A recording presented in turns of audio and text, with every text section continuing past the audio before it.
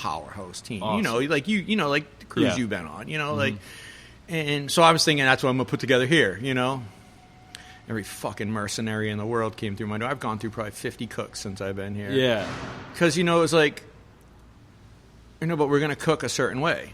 We're gonna make everything that we possibly can. Yeah. But we're going to make recognizable... At the time, I didn't think we were going to make recognizable food. Like, they had truffle fries on the menu. We all have the truffle oil from Newport specialty. But we at least went to truffle salt. Yeah. Because, so we went to a better product for a minute, but it was like, but I'm not doing ketchup. Yeah. I'm like, so I made a yellow tomato ketchup. And people were like, "Oh, I want mustard with my fries." We're like, "Good, because that's fucking ketchup." And they're like, "Well, we just want Heinz." No, this is what you're gonna have. And the reviews, I would just get destroyed. Yeah, I just get destroyed. Like the Middletown farmers weren't having my nonsense. Yeah.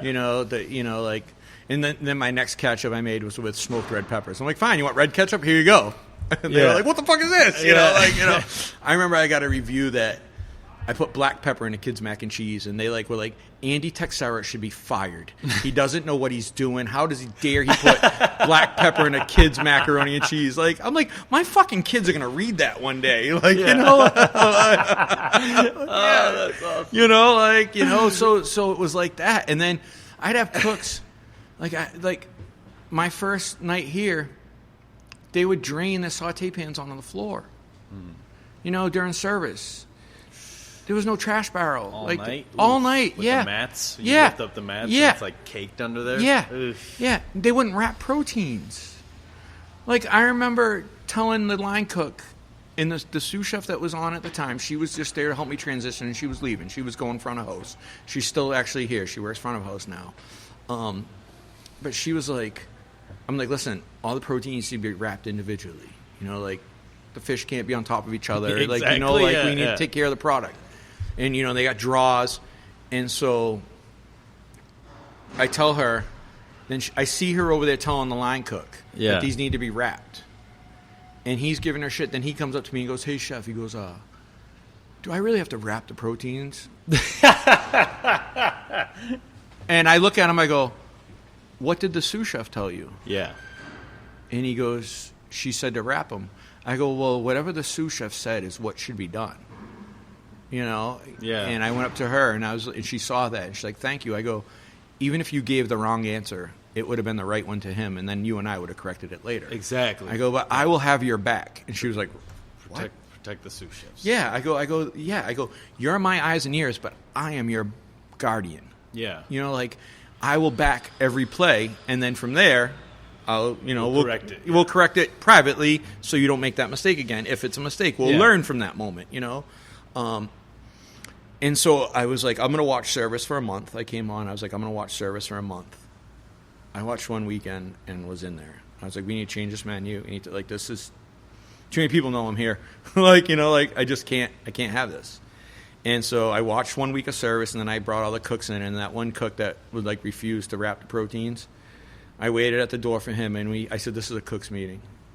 And he said, "I know, chef." And I said, "For ones that work here." Yeah.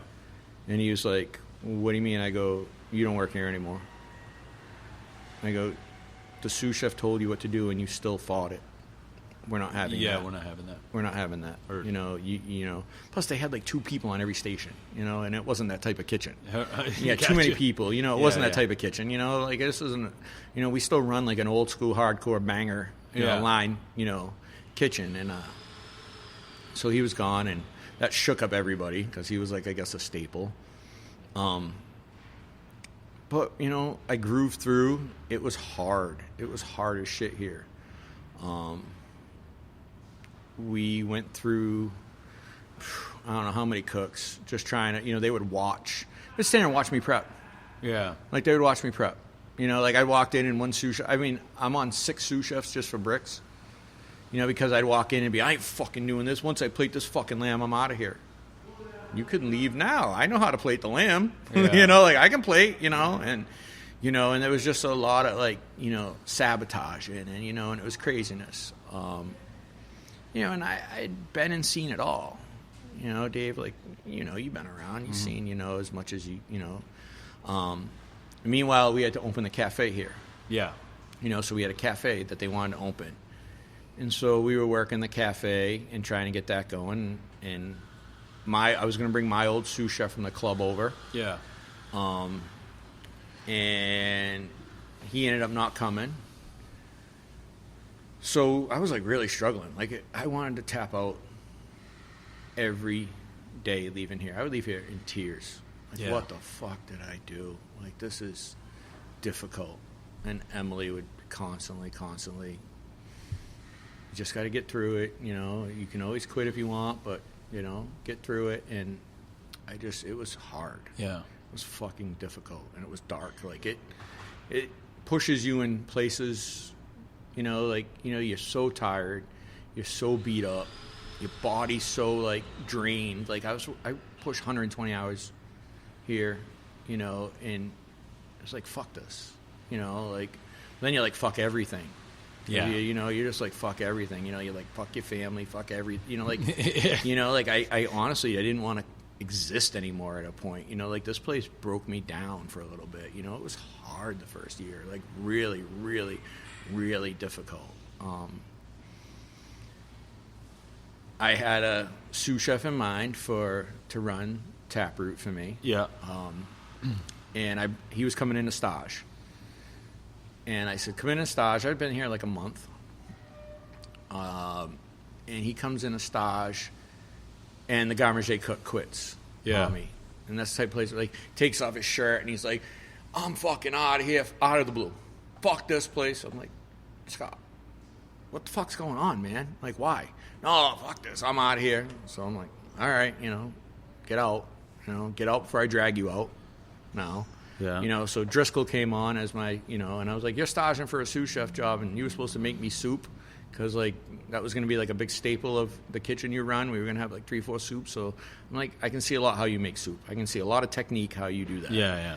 And instead, you're going to work garde manger tonight as your stage. And he got destroyed. And I'm like, just for sucking it up and doing that, you got the job. Yeah. You know, like, you got the job. You know, like, yeah. Like, we were hired out of necessity. People would come in and be like, I need a job. I'm like, can you start right now? Yeah. Like, can you start right now? Like, literally, we opened the cafe, and I would come in at, like, 5 in the morning and prep over there, and then run up here at, like, 11, get it open at 11. Then at 11:30, I'd run up here and stop prepping and have my phone with the camera on watching. Yeah. And when they started to get crushed, I'd run back down there and hop on the line and, like, execute service with them getting annihilated. Tickets would come in. We'd get 6 tickets a minute. Yeah. It was just annihilated because what they decided was, and we decided, I guess, is that, all right, if the tables are full, we'll just put it in a to-go box. There'd be 1,000 people on property. Yeah. And, like, all the tables are full, well, then it became a never-ending restaurant because they could just take it outside and sit in the vines. So they just walk up to the counter, order. We just get, like, I pull off tickets the size of East Main Road. Yeah, you know, like, yeah, like yeah. you'd be, like, watching the printer waiting for a minute to break for it to stop printing. Yeah. To pull tickets. And I don't care if you're making, you know, quick-serve turkey sandwiches and they take 30 seconds. Busy's busy. Right. Yeah. You know, like, you know, you're just getting destroyed. And then I'd run up here, and the cooks would be all fucking around. I'd be prepping up here for service. And, you know, and, like, it was, you know, it was hard. It was really, really, really hard, you know. And I was going to do, like, Eat, Drink, Rhode Island, what do you call it, like those festivals. Yeah, yeah. You know, the first one I did was Gail Ciampa's Critics' Choice. Okay. And that's when I met Derek Wagner. Heard. You know, and Cecin from Last Desi. No, from not Last. That's Kevin. From oh Jesus, the Peruvian restaurant. Okay. What's the name of it? Lost it. It's in Providence. The big. Why can't I think? I think something just came up on my feed too about it. I was like, oh wait my a minute. God! Why? I just lost the name of it. Holy shit. We'll think of it. Well, it'll come to me. It'll come to me. But anyway, so Cecine and Derek, I met those guys. Mm-hmm. And I remember walking right up to Derek. You know, I heard so much about him from, you know, Trisha here. Trisha, back up a little, was Matt Jennings' GM at Farmstead. Okay. So she had come on here as a consultant for the Noon's owners. And they wanted what Farmstead was, but in a massive scale. Massive scale. Okay.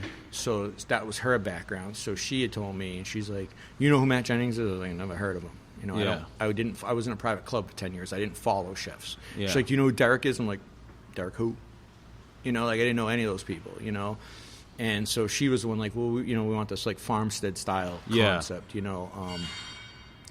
So that's where, you know, they got the concept. And so she was the one like, you're going to meet Derek when you go to Critics' Choice, you know, introduce yourself. So I went up and I said, you know, I met Derek, and a super gracious guy. Just stand-up fucking guy all the way through. Like, you know what?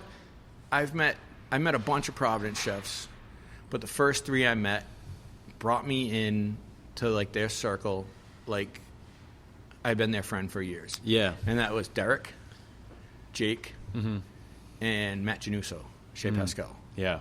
Those 3 guys I consider friends, like really good friends. Like we text, we talk, you know. And I was, again, in Rhode Island. I didn't know a single person, you know, but they, you know, like I was doing these little pop-up festival things, and I was pulling some kind of dope shit out of them, you know. And I was still am confident, not cocky. So like I would have a runner send my bites over to Derek, have them try this, you know, because I was proud of it. Like, you know, we did this like one beet cured salmon on like a little rye crostini, like, you know, just really, really pretty, beautiful, you know. And so I would send that shit to them, and they come, damn, like, who are you? Like, what's going on here? You know, and like we became friends, you know. Matt came here, Januso did a pop-up dinner here, like a chef dinner here my first winter here. It was like, because Trisha was like, let me introduce you to some of the guys, maybe we can help you out, you know, like I knew nobody. And so Matt gave me a shaperin, and like I've never worn a different apron since, you know, like because they're just the most comfortable things going. And you know, but he was like, you know, so gracious, and you know, and like got me in a chef's collaborative, you know, and I was doing dinners with those guys. But so when I would do those little pop-up things, the other thing that they had is they had JWU interns running around at all of them. Exactly. So whoever the coordinator of running around. Yeah, you That's know. exactly what we did. Running around like crazy. Unload the truck. Yep. You idiot. You're like, yeah, chef. So what I would do is I'd go, and before we open, I'd do a whole bunch of the bite that I was doing. Yeah. And I would put them on a tray, and I'd say to whoever was running the event, can I have all the interns, please? And they would line up all the JWU interns, and I'd give them all a bite. And then I'd hand them all my business card, and I go, what do you guys think of that bite? And they're like, chef, that's amazing. I go, you want to learn how to do that? Call that card. Yeah. I go, and I'll give you a job. So recruiting. Yep. Yeah. And that's what I did, you know. Love that. Yeah, you know, I was like, because every guy I brought in was like, what the fuck do you mean I got to make mayonnaise? What the fuck do you mean I got to be able to bake bread if I want breadcrumbs? Yeah. You know, like, you know, it was like, what the fuck do you mean? Like, I had one guy, I'm like, oh, we're going to use some fresh herbs. And I said, we're going to use some herbs in that. And he's staring at the spice shelf. And I go, what are you looking for? He's like, herbs. I'm like, bro, they're in the walk-in. Yeah. You know, like they're wrapped in paper in the walk-in. Like, you know. Boom. Here we go. All right, so, like, I lost my train of thought, actually. Where was I? We were getting here, Johnson and Wales. Oh, yeah, getting the recruit. Yeah. So you gave him the card, you gave him the snack. snack. Yeah, so I didn't think, like, mentoring was never the thing. Like, I never, ever, like, I was hiring mercenary. I was going to hire cooks, and I was going to light the world on fire. You know, like, we were going to take over Newport. Jake had left, so he made it easy. Yeah, right. You know, I actually told him that one day. I go, hey man, I really want to thank you for closing Tallulah's. You make my job a lot easier. He's like, fuck you. But I never really thought about mentoring. Then I hired this kid on Garmager, young lady, and she was like, I'm going to have your back. I want you to mentor me. And I was like, what the fuck you talking about? Fuck out of here. I ain't mentoring. Yeah. And she would like show up hours early and follow me around and write down everything I was doing. How do you make that? How do you do this? Then I found another sous chef, this kid Brian. Jasmine was the first, you know, she was the young lady on Garmager. And then I met this kid Brian, who was a sous chef, was a JWU graduate, hell of a line cook. And he was like, I want you to be my mentor. And I was like, I don't mentor sous chefs. Like, you should already be mentored. Yeah, you know, as right. far as I'm concerned, you know, like because that's the upbringing I had. Yeah. The mentoring Eric did for me